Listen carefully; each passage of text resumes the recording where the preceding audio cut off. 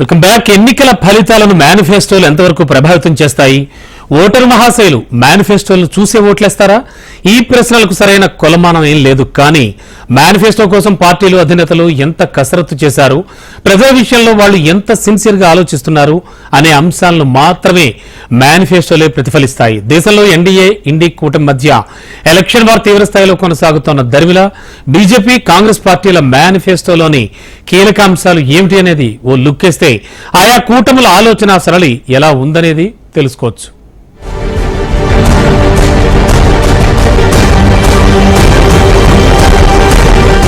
సార్వత్రిక ఎన్నికల్లో పాల్గొనే పార్టీలు ఎన్ని ఉన్నా బీజేపీ కాంగ్రెస్ మాత్రమే రెండు శిబిరాలకు నాయకత్వం వహిస్తున్నాయి. ఎన్డీఏలో యథావిధిగా బీజేపీ కీలక పాత్ర వహిస్తుండగా ఇండి అలయన్స్ లో కీలక పాత్ర కోసం చాలా పార్టీలు పోటీపడి ఆఖరుకు కాంగ్రెస్ కే ఆ బాధ్యతలు కట్టుబెట్టాయి. ఆఖరుకు మల్లికార్జున ఖర్గే ఇండి అలయన్స్ కు నేతృత్వం వహిస్తున్నారు. మరి రెండు శిబిరాలకు నేతృత్వం వహిస్తున్న బీజేపీ కాంగ్రెస్ ల మేనిఫెస్టో ఎలా ఉంది? మేనిఫెస్టో మొత్తం కాకపోయినా కీలకమైన అంశాలపై ఆ రెండు పార్టీల వైఖరేంటి అనేది ఆసక్తి రేపుతోంది. ఆ మేనిఫెస్టోలోని అంశాలను దేశవ్యాప్తంగా రెండు పార్టీలు కూడా తమ అస్త్రాలుగా అవతలి పార్టీ మీద విమర్శనాస్త్రాలుగా సంధిస్తున్నాయి. వచ్చే 5 ఏళ్ల పరిపాలన కోసం ప్రజల్ని తమ వైపుకు తిప్పుకుని వారి ఆమోదముద్ర పొందేందుకు రెండు పార్టీలు ప్రయత్నిస్తున్నాయి. బీజేపీ ప్రధానంగా రీఫార్మ్, పర్ఫార్మ్, ట్రాన్స్ఫార్మ్ అనే విధానపరమైన నినాదాన్ని అభివృద్ధి పంథాగా వినిపిస్తుండగా కాంగ్రెస్ నేతలు saving democracy, removing fear, restoring freedom అంటూ తమ విధానాన్ని సంస్కరణాత్మకమైన పంథాలో హైలైట్ చేస్తున్నారు. ఈ విషయంలో ఎన్డీఏ కూటమి మొత్తానికి మోడీ ఒక్కడే గ్యారంటీగా వ్యవహరిస్తుండటం విశేషం.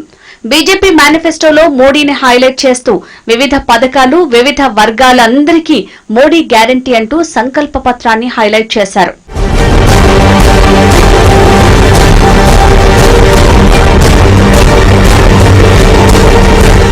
ఇక ఇండి కూటమి నుంచి ఏ ఒక్కరు కూడా గ్యారంటీ పర్సనాలిటీగా కనిపించడం లేదంటున్నారు రాజకీయ విశ్లేషకులు. మల్లికార్జున ఖర్గేను ఇండి కూటమికి నాయకుడిగా ఎన్నుకున్నా ఆయన ఏ నిర్ణయం కూడా తీసుకునే పరిస్థితిలో లేరు. కాంగ్రెస్ లో తన మాటను ఎవరూ పట్టించుకోవటం లేదని ఆయనే పలు సందర్భాల్లో అసహనం వ్యక్తం చేశారు. ఆయన అసహనాన్ని ప్రతిఫలిస్తున్నట్టుగానే మేనిఫెస్టోలో ఎక్కడ వెతికినా ఖర్గే ఉన్న చోట రాహుల్ ను కూడా పెట్టి జాగ్రత్త పడ్డారన్న వ్యాఖ్యలు వినిపిస్తున్నాయి.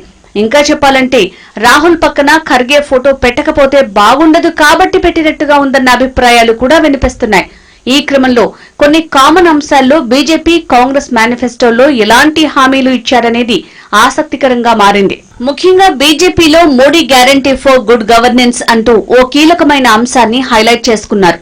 ఈ హామీ కింద ప్రభుత్వ పాలనను సింప్లిఫై చేస్తూ ప్రజలకు పాలనా విధులను దగ్గర చేయటం ఇందులోని కీలక అంశం. ప్రభుత్వ వ్యవస్థను ప్రజలకు మరింత దగ్గర చేద్దామని బీజేపీ చెప్పుకుంటోంది. అందుకు టెక్నాలజీని కావలసినంత వాడుకుంటామని చెప్తోంది. ఈ ప్రక్రియ ద్వారా సిటిజన్ గవర్నమెంట్ ఇంటరాక్షన్ ని గణనీయంగా పెంచేందుకు ప్రయత్నిస్తామని చెప్తోంది.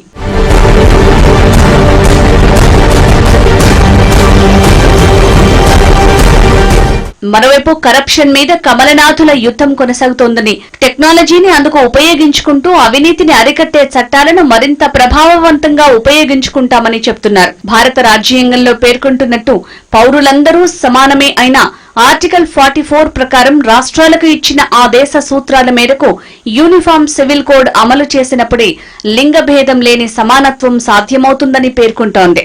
మహిళలందరికీ సమాన హక్కులు అనేది యూసీసీ ద్వారానే సాధ్యమవుతుందని మేనిఫెస్టోలో హైలైట్ చేయటం విశేషం. ఈ మేరకు కాంగ్రెస్ మేనిఫెస్టో విషయానికి వస్తే saving democracy, removing fear, restoring freedom అంటూ తాము ఈ ఎన్నికల్లో అధికారంలోకి వస్తే న్యాయ పాత్ర విభాగంలో మార్పులు చేస్తామని చెప్తున్నారు. ఈ సెక్షన్ లో ప్రధానంగా రాజ్యాంగాన్ని రక్షించటం, బీజేపీ తీసుకొచ్చిన అన్ని ప్రజా వ్యతిరేక చట్టాలను మార్చటం, పార్లమెంట్ లో చర్చ జరపకుండా తీసుకొచ్చిన ప్రజా వ్యతిరేక చట్టాలను పునఃసమీక్షించటం చేస్తామని, అవసరాన్ని బట్టి రద్దు చేస్తామని కాంగ్రెస్ నేతలు చెప్తున్నారు. శ్రామిక రంగం, వ్యవసాయ రంగం, క్రిమినల్ జస్టిస్, పర్యావరణ విభాగం, డిజిటల్ డేటా వంటి రంగాల్లో బీజేపీ తీసుకొచ్చిన చట్టాలను ఆమూలాగ్రం పరిశీలించి సమీక్షించి రద్దు చేస్తామని పేర్కొన్నారు.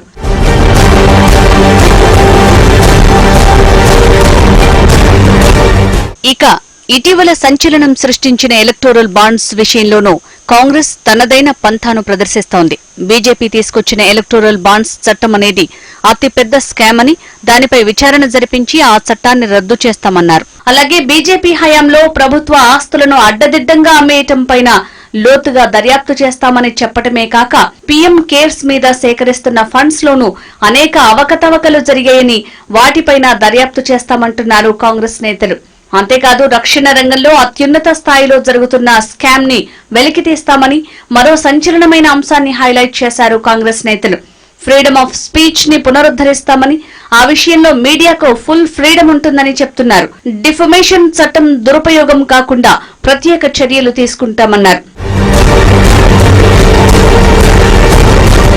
ఇక బీజేపీ మేనిఫెస్టోలో మరో కీలక అంశం వారి ఆలోచన తీరుకు అద్దం పడుతోంది. అన్ని ఆర్థిక సంస్థలను పటిష్టం చేస్తామని, గ్రామీణ వ్యవస్థను బలోపేతం చేసే పంచాయతీరాజ్ వ్యవస్థను మరింత మెరుగ్గా పనిచేసేలా తీర్చిదిద్దుతామంటున్నారు. వస్తువులను, సేవలను ప్రజలకు అందించే పబ్లిక్ సర్వీసెస్ డెలివరీని సమర్థవంతంగా తయారు చేస్తామంటున్నారు. సిఎస్ఎస్ లతో పాటు నామమాత్రంగా మారిన పోస్టాఫీసులను ఇందుకోసం బాగా వినియోగించుకుంటామని, నిర్వీర్యమైపోయిన ప్రభుత్వ వ్యవస్థలను పటిష్టం చేస్తామంటున్నారు. అలాంటి పాత సంస్థల పాలసీ మేకింగ్ లో ప్రజల ఆలోచనల్ని ఉపయోగించుకుంటామని చెప్తున్నారు.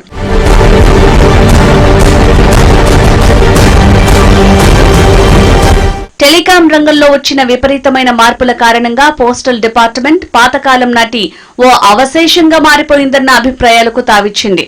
అయితే మోడీ సర్కార్ పోస్టల్ డిపార్ట్మెంట్ ను ఎఫెక్టివ్ గా వాడుకునే మార్గాలను అన్వేషిస్తోంది. ఇప్పటికే పార్సిళ్ల రవాణాతో పాటు బ్యాంకులకు సమాంతరంగా పోస్టల్ వ్యవస్థను తీర్చిదిద్దేలా పలు కార్యక్రమాలను అమల్లోకి తెచ్చారు. అయినా వాటి వల్ల పోస్టల్ వ్యవస్థ లాభాల్లోకి వెళ్తుందన్న సూచనలేవీ కనిపించలేదు. తాజా హామీతో పోస్టల్ వ్యవస్థను బలోపేతం చేసేందుకు తమ దగ్గర మరిన్ని ప్రణాళికలు ఉన్నాయనే సంకేతాలు పంపారు. మరి అవి ఎలాంటివి అనేది చూడాలంటే మరికొద్ది రోజులు ఆగాల్సిందే.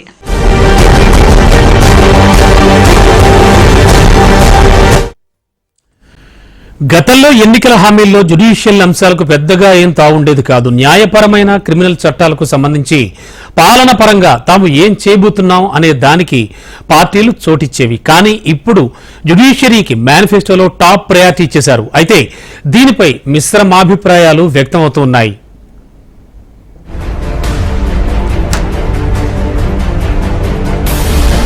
ఈసారి బీజేపీ, కాంగ్రెస్ ఎన్నికల మేనిఫెస్టోలో జ్యుడిషియరీకి ఎక్కువ ప్రాధాన్యతనిచ్చారన్న అభిప్రాయాలు వినిపిస్తున్నాయి. ఆ అంశాన్ని సగటు ఓటర్లు ఎంతవరకు పట్టించుకుంటారనేది పక్కన పెడితే ఆ విషయంలో ఏ పార్టీ ఎలాంటి హామీలిస్తోంది అనేది ఆసక్తికరంగా మారింది. బీజేపీ తీసుకొచ్చిన చట్టాలను దాదాపుగా రద్దు చేస్తామనే స్వరాన్ని కాంగ్రెస్ వినిపిస్తుండగా, బీజేపీ మేనిఫెస్టోలో మాత్రం జ్యుడిషియల్ రిఫార్మ్స్ ఉంటాయని హైలైట్ చేస్తుండటం విశేషం.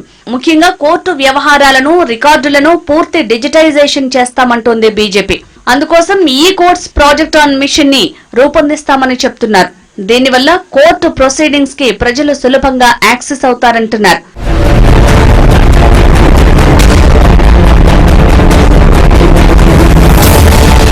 అది కాకుండా మరో కీలకమైన అంశం ఏంటంటే, కోర్టు విచారణకు భారంగా మారిన కేసుల సంఖ్యను తగ్గిస్తామని బీజేపీ చెప్తోంది.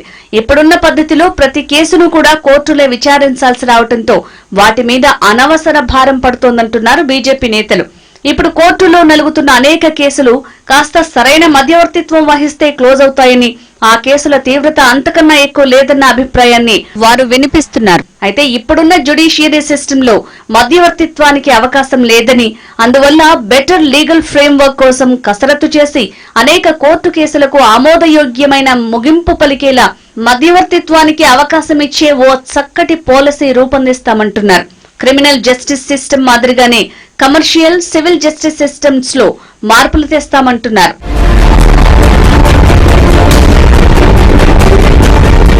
అలాగే హైకోర్టులు, సుప్రీంకోర్టు మీద ఒత్తిడి తగ్గేలా ఫాస్ట్ ట్రాక్ కోర్టులను విస్తరిస్తామని, పాత కేసులను, మురిగిపోయే దశలో ఉన్న కేసులను క్విక్ డిస్పోజల్ ప్రక్రియ ద్వారా క్లోజ్ చేస్తామంటున్నారు. ఏ రంగాల్లో ఎలాంటి కేసులు పెండింగ్ లో ఉన్నాయో గుర్తించేందుకు మెకానిజం ఏర్పాటు చేస్తామని చెప్తూ నేషనల్ లిటిగేషన్ పాలసీ తీసుకొస్తామని మేనిఫెస్టో ద్వారా హామీ ఇస్తున్నారు బీజేపీ నేతలు. దీనివల్ల కోర్టుల్లో కేసుల సంఖ్య తగ్గడమే కాక కోర్టు ప్రొసీడింగ్స్ కి అయ్యే ఖర్చు తగ్గుతుంది అంటున్నారు. కోర్టుల్లో పేరుకుపోయిన పెండింగ్ కేసులకు తాము జవాబుదారీ అవుతున్నామని కలత చెందిన retired chief justice T S Thakur కొన్నేళ్ల క్రితం కన్నీళ్లు పెట్టుకున్న దృశ్యం అప్పట్లో సంచలనం రేపింది.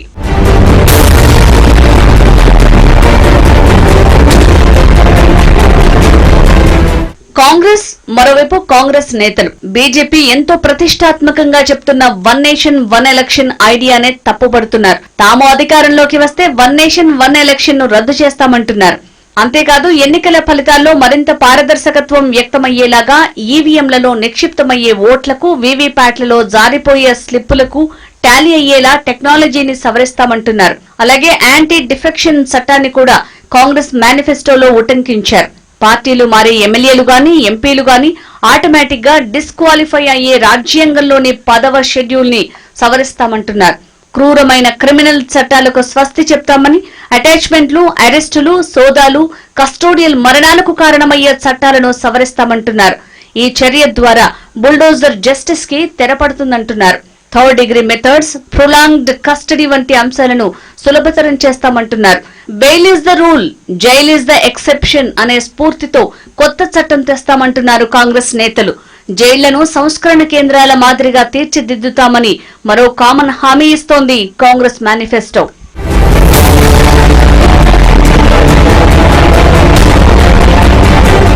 కాంగ్రెస్ మేనిఫెస్టోలో మరో ముఖ్యమైన అంశం ఏంటంటే ఎలక్షన్ కమిషన్ ప్రతిపత్తిని పెంచుతాం అనేది. Central information commission, human rights commission, CAG, SC, ST, minority కమిషన్లు, ఓబీసీ వంటి ఇతర రాజ్యాంగ వ్యవస్థల ప్రతిపత్తిని పెంచుతామంటున్నారు. జ్యుడిషియల్ రీఫార్మ్స్ విషయానికి వస్తే నేషనల్ జ్యుడిషియల్ కమిషన్ ఎన్జేసీని ఏర్పాటు చేస్తామంటున్నారు. జడ్జిల నియామకాల్లో సుప్రీంకోర్టు, హైకోర్టు న్యాయ కోవిధులతో సంప్రదించి పనిచేస్తామంటున్నారు. అధికారంలోకి వచ్చాక 3 ఏళ్లలో కోర్టుల్లో ఉన్న ఖాళీలను భర్తీ చేస్తామంటున్నారు. రాజ్యాంగ సవరణ చేసి సుప్రీంకోర్టును 2 డివిజన్లుగా విభజిస్తామనేది కాంగ్రెస్ మేనిఫెస్టోలోని మరో అంశం. ఒక డివిజన్లో 7 సీనియర్ మోస్ట్ జడ్జిలను నియమిస్తామని, రాజ్యాంగ ధర్మాసనం నుంచి వచ్చే అన్ని అంశాలపై ఈ మొదటి డివిజన్ పనిచేస్తుందంటున్నారు. ఇక 2వ డివిజన్లోని జడ్జిలు రోజువారీ వచ్చే రొటీన్ అపీల్స్ మీద వర్క్ చేస్తామని చెప్తున్నారు. న్యాయ వ్యవస్థలో ఎస్సీ, ఎస్టీ, ఓబీసీ, మైనారిటీలకు ప్రాతినిధ్యం పెరిగేలా చేస్తామంటున్నారు. అంటే న్యాయ వ్యవస్థలో రిజర్వేషన్లు అనే మాటను కాంగ్రెస్ చెప్పటం లేదు, కానీ దాదాపు అదే అంశాన్ని టచ్ చేస్తున్నారా అన్న అనుమానాలు వ్యక్తమవుతున్నాయి. మరోవైపు జ్యుడిషియల్ కంప్లైంట్స్ కమిషన్ ను వేయాలని కూడా కాంగ్రెస్ భావిస్తోంది. ఇది సుప్రీంకోర్టు రిటైర్డ్ జడ్జిలతో, హైకోర్టు రిటైర్డ్ చీఫ్ జస్టిస్లతో వేస్తామని చెప్తున్నారు. జ్యుడిషియరీలోని ఉన్నత స్థాయి వ్యక్తులపై ఎవరైనా హద్దుమీరి ప్రవర్తించినప్పుడు విచారించేలా జ్యుడిషియరీ కంప్లైంట్స్ కమిషన్ పనిచేస్తుందంటున్నారు. ఈ క్రమంలో మేనిఫెస్టో ఒక్కటే కీలకం కాకపోయినా అందులోని అంశాలు మాత్రం ఖచ్చితంగా పార్టీ ఆలోచన సరళిని, నాయకుల ఐడియాలజీని వ్యక్తం చేస్తాయంటున్నారు నిపుణులు. ఏప్రిల్ 19న మొదలైన సార్వత్రిక ఎన్నికల ప్రక్రియ జూన్ 1తో ముగుస్తుంది. మరి ఏ మేనిఫెస్టోను ప్రజలు ఆదరిస్తారు, ఎటువైపు మొగ్గు చూపుతారు అనేది తెలియాలంటే జూన్ 4న వచ్చే రిజల్ట్స్ కోసం వేచి చూడాల్సిందే.